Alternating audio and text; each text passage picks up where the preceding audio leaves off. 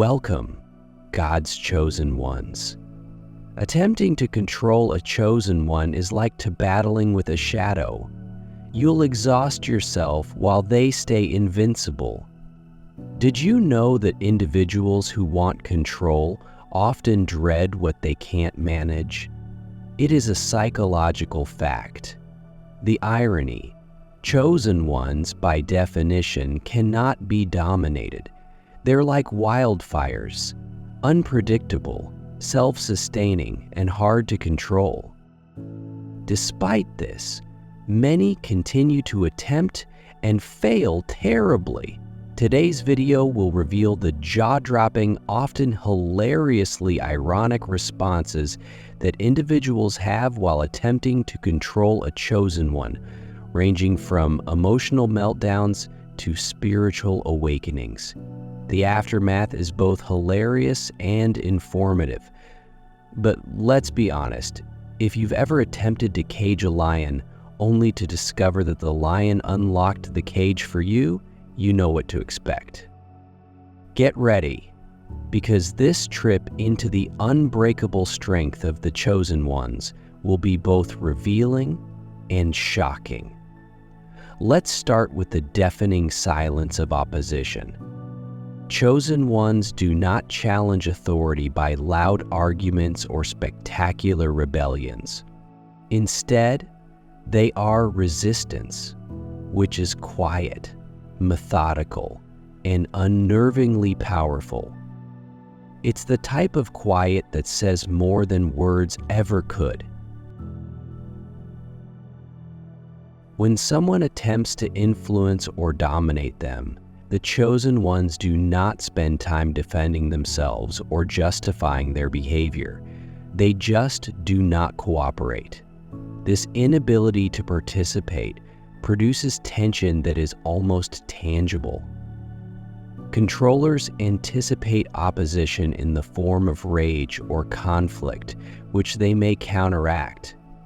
However, with selected ones, there is nothing to push. Stillness is not a passive state. It is a sort of power that frightens even the most skilled manipulators. The quiet not only rejects control, but also reflects it back on the one seeking to wield it. Suddenly, the would-be controller questions their own authority. Why is this not working? Why do they feel that they're being evaluated? This passive resistance resembles an unseen force field.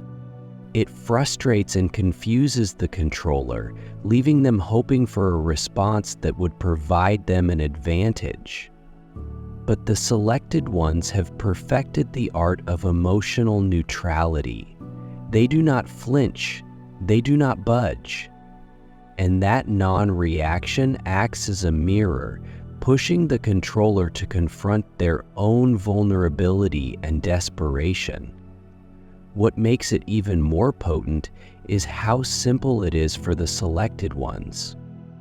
They aren't faking or playing a game, they just are. They refuse to be governed. It stems from an unbreakable inner compass that does not need validation or acceptance. The selected one is irritated by the controller.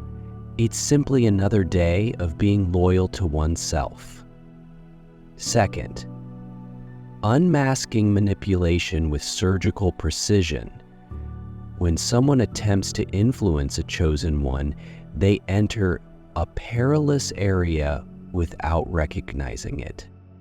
The chosen ones have an incredible capacity to see through plans and hidden motives with almost surgical accuracy. Worse for the manipulator, this disclosure is not accompanied by a loud allegation or a spectacular confrontation. Instead, selected ones silently destroy the methods piece by piece, leaving the manipulator standing in the ruins of their own failed approach. It's unnerving how quietly and easily this occurs. The chosen ones do not have to explicitly condemn manipulation. Their behaviors alone show the fissures. They react in ways that completely undermine the manipulator's purpose. Frequently, they refuse to play along. A manipulator may use guilt trips, subtle power maneuvers, or emotional baiting, but the selected one's response is always the same: apathy. That lack of involvement serves as a spotlight, revealing the scheme's flaws. What's more disturbing is how intimate this seems to the manipulator. They can't hide behind charm, compulsion, or power, because the selected one's clarity sees through it all. It's like attempting to cast a shadow in broad sunshine. It is difficult to conceal anything. This exposes and embarrasses the manipulator, who typically scrambles to backtrack or shift responsibility. The true twist: chosen ones do not do this with malice. They aren't interested in embarrassing anybody. Deception cannot coexist with their fundamental need for the truth. Manipulation, to them, is like static noise, disruptive and unbearable, so they filter it out without thinking twice. However, the manipulator finds the encounter memorable. They're left wondering how their well-planned strategies failed so quickly, recognizing too late that they were never a match for a chosen one's unshakable discernment. Number 3, controllers begin to mistrust their own reality. When individuals strive to manage a chosen one, unusual and unexpected events often occur. They begin to doubt their own reality. It's as if the very act of seeking to control causes a subtle but deep sensation of confusion. Those preoccupied with control struggle to understand how chosen ones function on a different frequency. Their confidence is neither overpowering or pushy. It's serene, unshakable, and profoundly entrenched in something invisible. This causes a psychological imbalance in the controller, making them question why their typical approaches aren't working. Controllers often depend on predictable behaviors like fear, submission, or obedience, but a chosen one does not react in the same manner that other people do. Instead, they confront control with a seemingly unyielding, almost unearthly energy. It is not disobedience in the traditional sense. It's the type of calm certainty that implies you have no power here. This unnerves the controller, causing them to reconsider not just their strategy, but their whole notion of power. This skepticism becomes stronger the longer they attempt. Controllers often transfer their own fears onto the selected one, asking, "Why am I the one who feels out of control here?" The more they push, the more they feel themselves flighting. It's as if the selected one switched the script without lifting a finger. It isn't magic. It's the raw power of their genuineness, an unwavering inner equilibrium. What's more intriguing is that the selected ones aren't doing this on purpose. They merely represent a fact that cannot be challenged: natural resistance to manipulation. This makes the controller feel not just weak, but also vulnerable, as if the earth under them has moved. They walk away, questioning everything, including how they see themselves, their relationships, and even the nature of control itself. Number 4, the energy drain effect. Attempting to control a chosen one is more than simply a lost struggle. It's an energy-draining experience that leaves the controller completely exhausted. Chosen ones possess a strongly protected energy, as if they were enveloped by an invisible barrier. It's not only about emotional resilience, it's far more meaningful. Their very existence seems to oppose efforts at manipulation or control, and the effort necessary to break through this natural barrier soon drains the potential controller. Controllers often approach a situation believing they have the upper hand, sure that their standard techniques will succeed.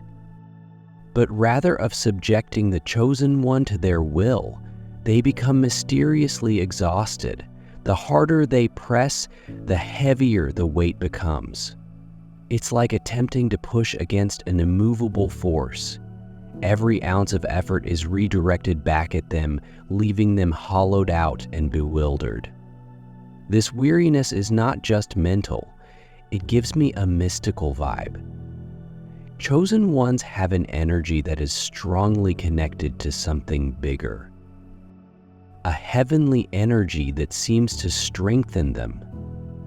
Manipulators who work on lower vibrations, such as fear, greed, or control, find themselves unable to continue their normal games. Their vitality is sapped just by coming into touch with such a clean, unrelenting presence. What's more frightening for the controller is how easy it is for the chosen one. They do not fight back or retaliate. They do not even recognize the conflict. Their energy automatically defends itself, reflecting negativity and exhausting those who want to push their way in. By the conclusion, the controller feels as if they've raced a marathon uphill, only to discover they've gotten nowhere. It's a nasty awakening that leaves them exhausted, dejected, and wondering why they ever attempted in the first place. Number 5, immediate disconnection. When someone attempts to dominate a chosen one, they rapidly realize that shame, fear, and reliance are ineffective methods. Chosen people have an almost unnerving capacity to dissolve bonds immediately, without hesitation or remorse. This is not cruelty, it is clarity.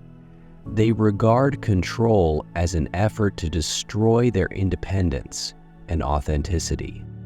And once they detect it, they respond forcefully, leaving manipulators absolutely astonished.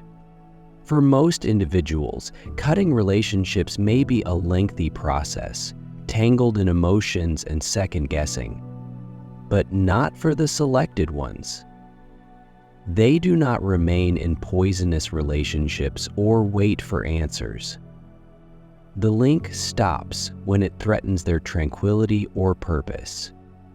It's as if they have an internal switch that switches, and once turned off, it stays that way.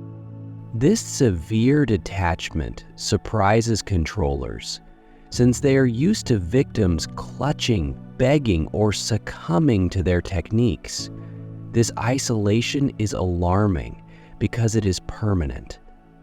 The chosen ones do not play games or leave the door open for future exploitation. Their departure isn't very dramatic. It's quiet, yet uncompromising, and the stillness is deafening to the one attempting to manage them. It feels like you're hitting a brick wall. One minute, they're planning their movements, and the next, they're standing alone, wondering how everything went apart so swiftly. This power to walk away originates from the selected one's profound realization of their value.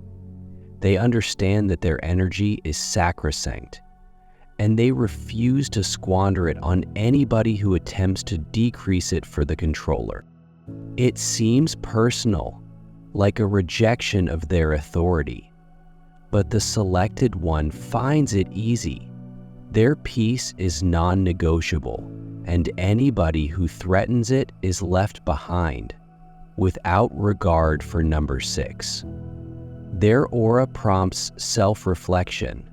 When a controller interacts with the selected one, something really disturbing occurs. They begin to perceive themselves in ways they had fought hard to avoid. This isn't because the chosen one confronts them or reveals their weaknesses immediately. Instead, the chosen one's uncompromising honesty serves as a mirror, compelling the controller to face aspects of themselves that they would prefer keep buried. Chosen ones function with an uncommon sense of harmony and clarity, which may be daunting. Their presence is resistant to manipulation and deceit, and their unwavering honesty has an almost gravitational attraction.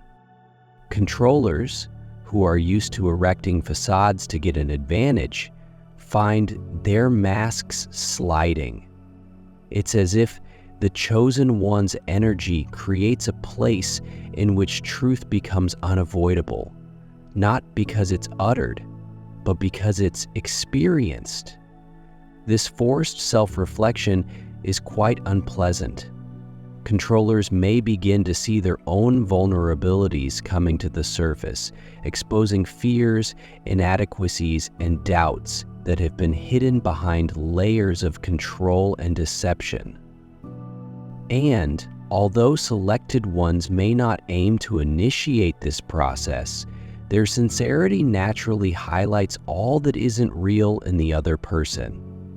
For the controller, the experience is both irritating and perplexing. They may leave the conversation feeling unsettled, confused why their typical strategies did not work, and why they now feel so vulnerable. In other circumstances, they may strike out or escalate their dominating behavior in an attempt to retake dominance. But deep inside, they sense something has changed. Engaging with the chosen one typically forces controllers to confront themselves.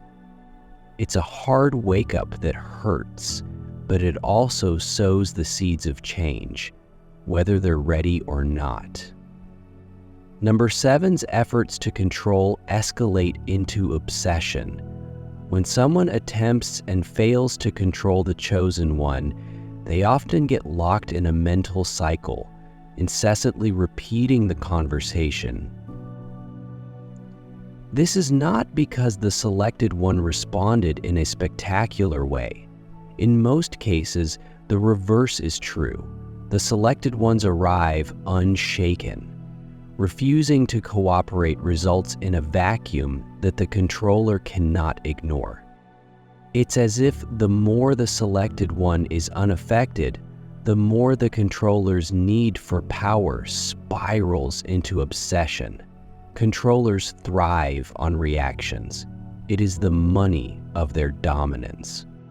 However, when a selective one refuses to interact, the controller is left defenseless, with no ability to impose authority or alter the result.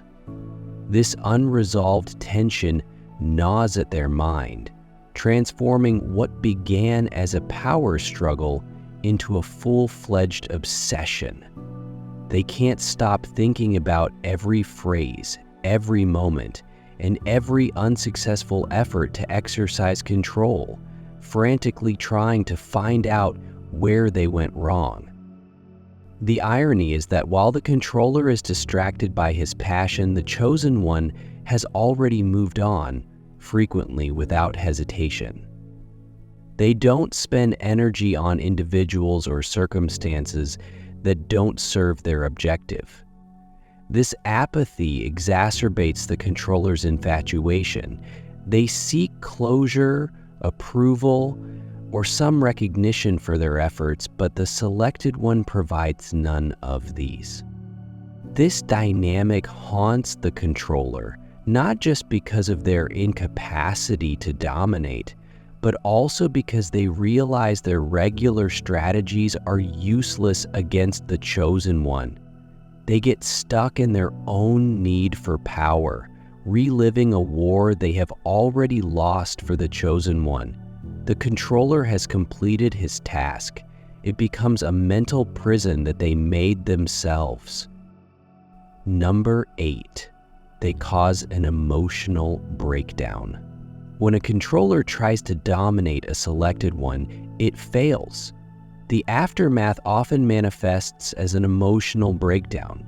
Chosen ones don't just fight control, they reject it to its heart without regard for compromise. This unwavering denial frustrates the controller, chipping away at their carefully created mask of confidence and authority.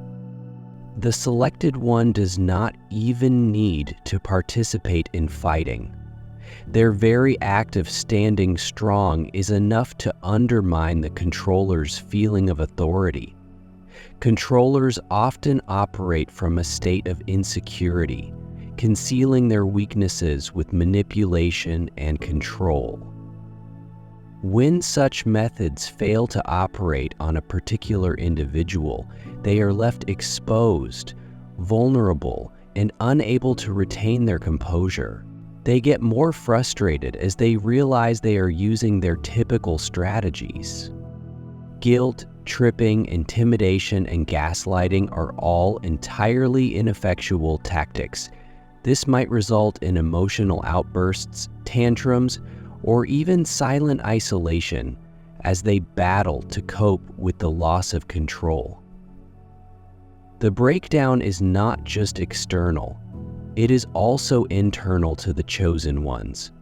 The controller's reluctance to submit causes them to face their own impotence, which they have most likely avoided for years. This discovery may seem like a personal failure. For someone who lives on control, this is awful. They may lash out in rage, blaming the chosen one for their emotional distress, or they may fall into self-doubt, doubting their capacity to retain dominance in other parts of their lives. The most noticeable aspect of this collapse is its one-sidedness. While the controller crumbles, the chosen one stands firm, frequently unconscious of the destruction they've caused. The controller experiences more than simply a loss of control. It is an unraveling of their identity, leaving them emotionally naked and terribly uneasy in the face of an unbreakable strength. When a controller attacks the selected one, all 9 controllers lose social power. They have inadvertently set themselves up for a societal reckoning. Chosen ones have a unique ability to expose deception, not via loud accusations or spectacular confrontations, but just by being themselves, true, unwavering, and impervious to falsehood. This silent power highlights the controller's deceptive skills, revealing their actual character to everyone around them. What occurs next is practically certain. Social power starts to change. Those who once respected or feared the controllers begin to see through their sham deception. What was formerly perceived for charm or power is now shown to be insecurity and control.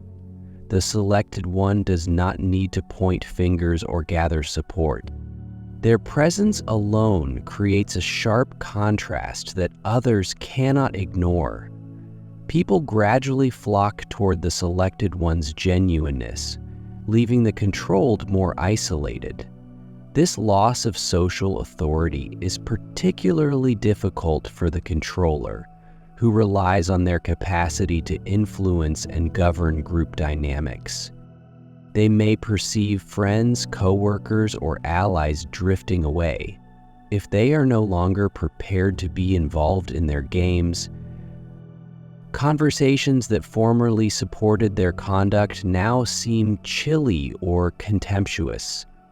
And, although they may attempt to recover their footing by charm or compulsion, it often backfires, confirming the perception of their manipulative character in the chosen one. This move is not a success, but rather the result of their reluctance to play along. They do not want to humiliate or marginalize someone. They just live the truth. However, when truth is juxtaposed with deception, everything becomes obvious. In the end, the controller is left with a smaller circle and a sad reality. Their efforts at control not only failed, but also lost them the power they relied on. Number 10. Their presence becomes intolerable when a controller is unable to exert influence on a selected individual. Something tremendous and obvious occurs. The mere presence of the chosen one becomes painful. It's not because the selected one is hostile or combative. In many cases, the reverse is true. Their calm, unshakable honesty generates an energy that is so powerful and unrelenting that it automatically reveals the controller's vulnerability. The controller, who is used to managing events and people to their advantage, finds themselves out of their element. The more they strive to exert power, the more their efforts seem worthless, exacerbating an already uncomfortable situation. This rising pain creates a kind of unseen barrier. The controller may begin to feel physically unsettled, as if they are being exposed for who they actually are and cannot hide behind their normal techniques. It's as if the space between them and the chosen one is infused with an unsaid truth, and that truth feels stifling when they could have felt dominating.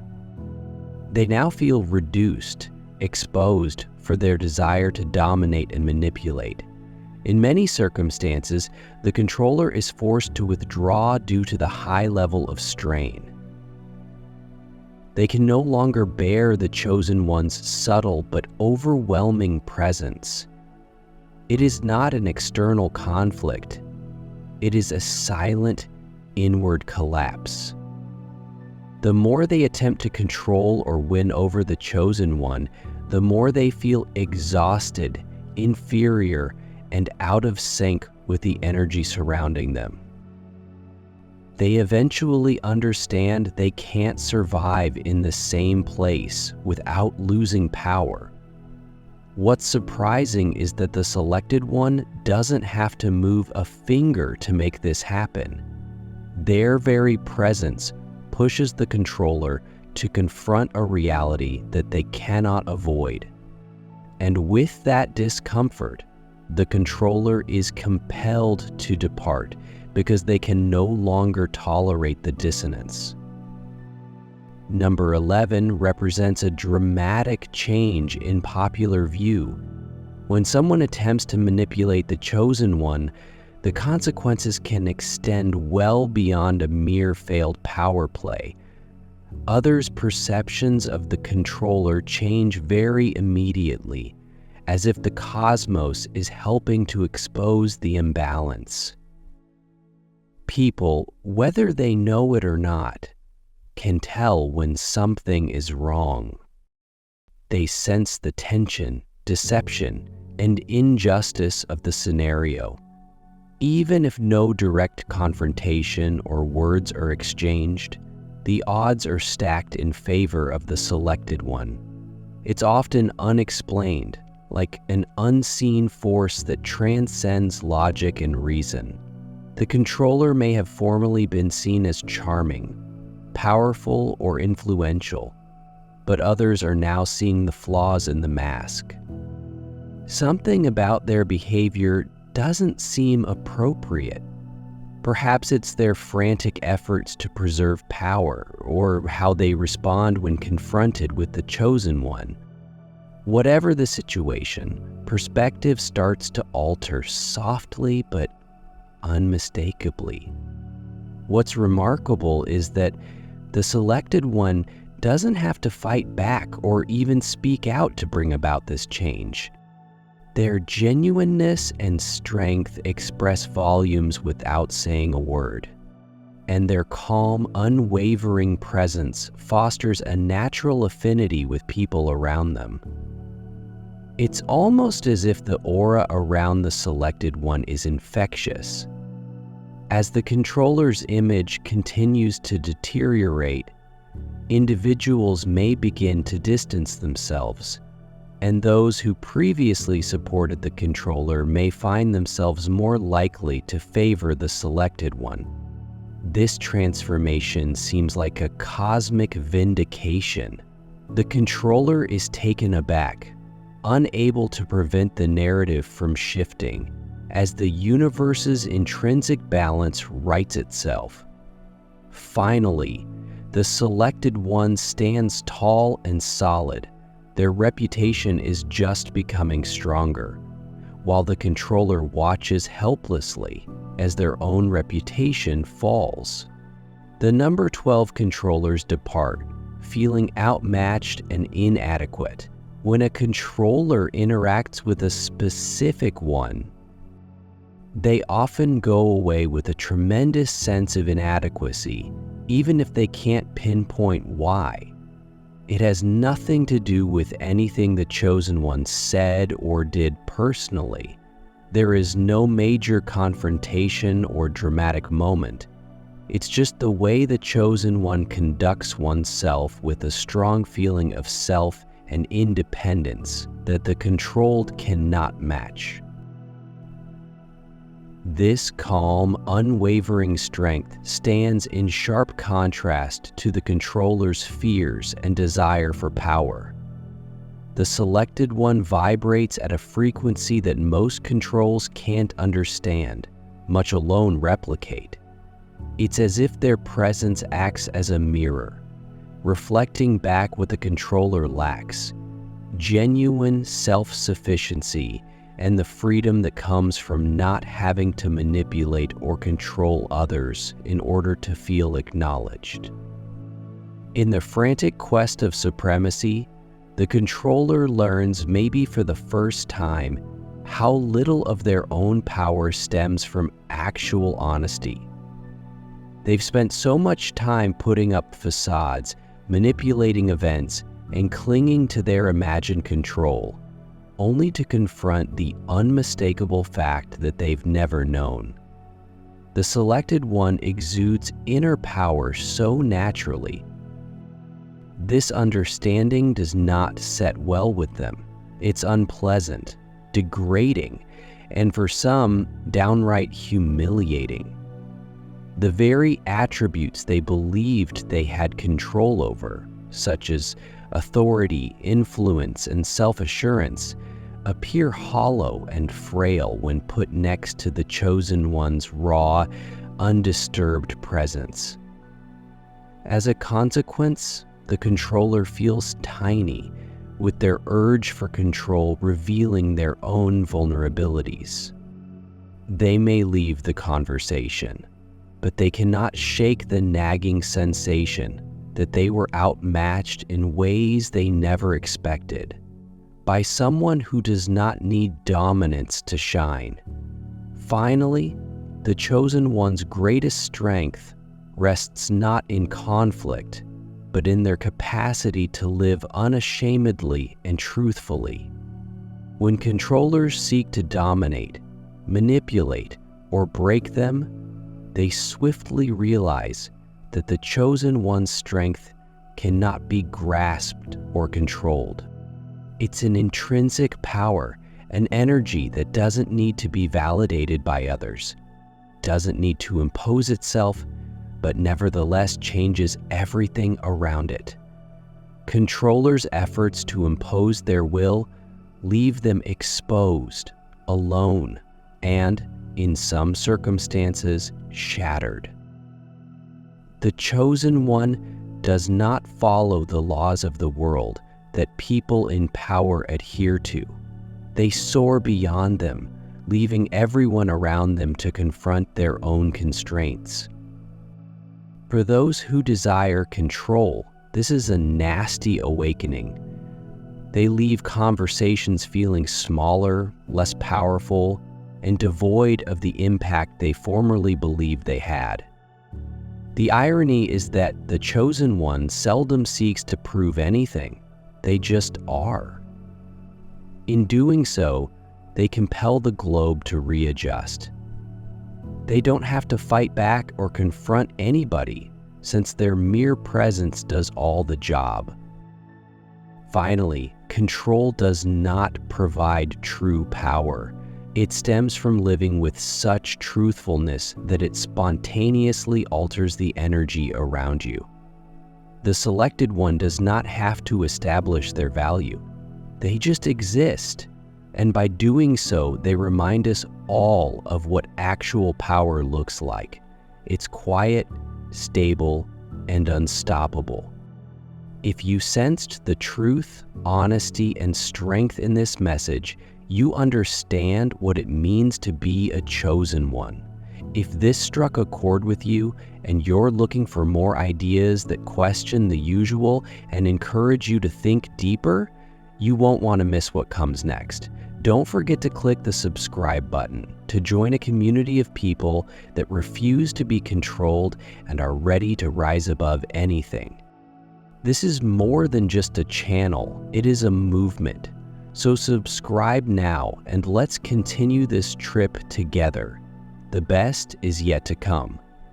Stay blessed.